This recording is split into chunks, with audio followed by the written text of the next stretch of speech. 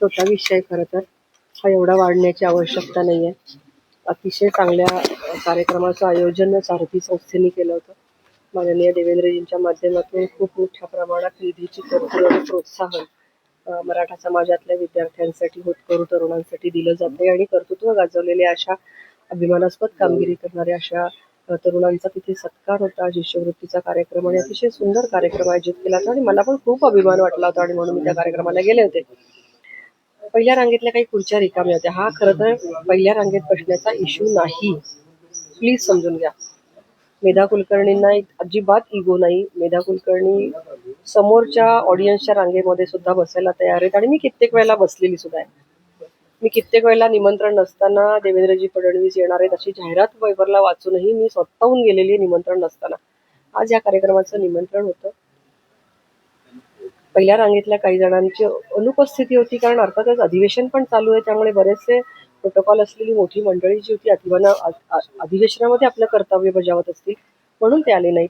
तर अशा वेळेला एक अधिकारींनी असं सांगितलं की मग हेच आले नसतील तर याच्यानंतरचा प्रोटोकॉल खासदार मेधा कुलकर्णींचा आहे, कारण दुसरं कोणी खासदार त्या ठिकाणी उपस्थित नव्हतं. आणि त्याचबरोबर माझ्याकडे आणखीन एक प्रोटोकॉल असा आहे की मी एका स्टँडिंग कमिटीची चेअरपर्सन आहे.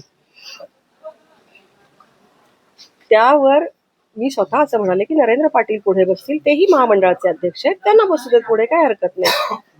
अभिमन्यू पवार यांना पुढे बसायचं होतं. ते खूप जाये करून सगळ्यांना मोठ्या चला आता मी बसतो पुढच्या रांगेत, चला आता मी बसतो पुढच्या रांगेत, असं काहीच बरंच ते धावाधाव करून करत होते.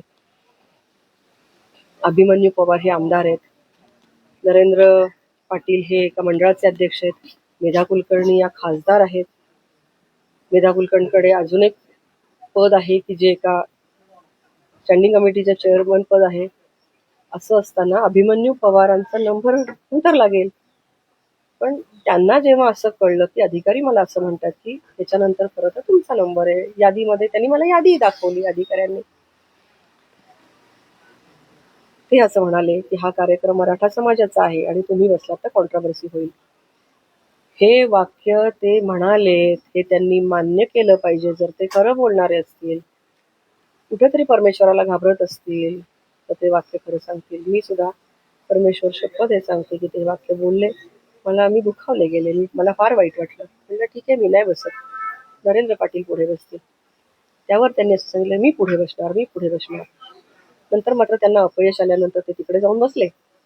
पण तोपर्यंत त्यांनी जी काही वक्तव्य केली ही खरोखरच खूप चुकीची होती. आज आपण सगळे हिंदू बांधव एकत्र येण्याचं आवाहन करतोय. मी सुद्धा जिथे जिथे जाते तिथे हिंदू बांधव एकत्र कसा येईल, जाती विसरून आपण एकत्र येऊ का, हे आवाहन करते. मी ब्राह्मणांच्या सभेत गेले तेव्हा सुद्धा हेच सांगते की आपण संघटित व्हा आणि हिंदू म्हणून एकत्र येण्यासाठी म्हणून काम करा. जीवनाचं एक उद्दिष्ट असलं पाहिजे. आज देशापुढे वेगळी संकट आहेत आणि त्याच्यावरचं उत्तर एकच आहे की सगळ्या हिंदूंनी एकत्र झालं पाहिजे. फोडाजोडाची राजनीती करणारे आपल्याला देशाला विभागून गेले. आता तरी आपण आज ते नाहीत, पण आपण स्वतःच फोडाजोडा नीती का अवलंबतोय हे मी इतरांना सांगत असते. आज नेमकं तेच घडलं, ते माझ्या वाट्याला आलं, मला फार वाईट वाटलं. कार्यक्रमाच्या अगोदर सुद्धा मी मराठा समाजातीलच काही व्यक्तींना देवेंद्रजींची भेट घडवून देण्यासाठी घेऊन आले होते की जे न्यायाच्या प्रतीक्षेत गेली अनेक वर्ष झगडतात आणि मी त्यांची साथ करते. ते मला आपल्या घरातलं मानतात, मी त्यांना माझ्या घरातली मानते. असे कितीतरी मराठा समाजातले बांधव आहेत, ओबीसी बांधव आहेत, वेगवेगळ्या समाजातले बांधव आहेत की जे मला आपलं मानतात, मला मुलगी मानतात, मला बहीण मानतात, मला आशीर्वाद देतात. माझं राजकारण हे 0 पैशामध्ये त्यांच्या आशीर्वादावर होतं. इतकं सगळ्या समाजातून मला मानणारे, मला आपलं मानणारे लोक आहेत. मी त्यांना घेऊन गेले होते लाऊंज मध्ये. अभिमन्यूजी मोहिते म्हणून पोलीस अधिकारी आहेत, त्यांना असं म्हणतात नाही यांना पाठवू नका, डोंगरेंना पाठवू नका. अरे का पाठवू नका? मी पण एक जबाबदार कार्यकर्ती आहे पक्षाची, गेली अनेक वर्ष काम करतेय.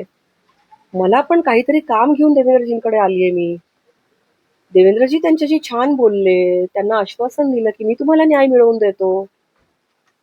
त्यांनी राजूरकरांना सांगितलं की येस, या विषयात आपल्याला त्यांना मदत करण्यासाठी मला आठवण करा, वॉटेवर जे काय निरोप दिला असेल. हे कोण ठरवणार? अजूनही ते सीएम ऑफिस हँडल करतायत असं ओएसडी स्वतःला समजतायत. काय म्हणायचंय की स्टेजवर कोण बसणार, कुठे बसणार, कोणता समाज कशामुळे नाराज होईल.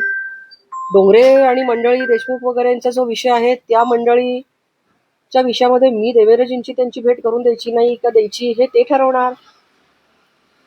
का हे स्वतःला सुपर समजतायत. आम्ही पण कोणीतरी आहोत, आमचे पण काहीतरी नागरिकांचे प्रश्न. मी कधी स्वतःचा विषय, माझं कुठलंही काम नाही, मी नागरिकांची कामं घेऊन आले होते. माझं कधीही स्वतःचं काम, मी एकाही अधिकाऱ्याला कधी स्वतःची कामं सांगितलेली नाही. हे का ते मॉनिटर करतायत सगळ्या गोष्टी, हे चुकीचं आहे. दुसरी आठवण सांगते, त्यांच्या इलेक्शनच्या वेळेला त्यांनी स्वतःनी एक ब्राह्मण मेळावा आयोजित केला होता त्यांच्या मतदारसंघामध्ये. मागे लागून लागून त्यांनी मला बोलवलं, तुम्हाला यावं लागतंय. माझी तब्येत ठीक नव्हती तरी सुद्धा मी गेले. एवढ्या उन्हातानात प्रवास करून मी गेले, सगळ्या समाजाला आवाहन केलं, अभिमन्यूजींना मतदान करायला सांगितलं. एक गठ्ठा मतदान मला पाहिजे अभिमन्यूजींसाठी, हे मी आवाहन केलं. कुठे आला हो जातीचा संबंध आणि कशासाठी आला. आज हिंदू समाज एकत्र येणार नाही का. आज सुद्धा येणार नाही. एवढी वर्ष स्वातंत्र्याला झाली, आज सुद्धा तुम्ही एकत्र येणार नाही. खूप चुकीचं आहे. कुठेतरी आत्मपरीक्षण करावं आपण सगळ्यांनी असं मला वाटतं. पवारांना स्टेजवर बसण्यासाठी जागा नव्हती म्हणूनच त्यांनी हे अशा प्रकारे. मला माहिती नाही, मी कुठेही सखोल गेलेली नाहीये की काय माझ्या बाबतीत ते झालं. त्यांना कुठे जागा होती का नाही असावी ना, ते सुद्धा आले असतील जर एवढ्या लांबून प्रवास करून.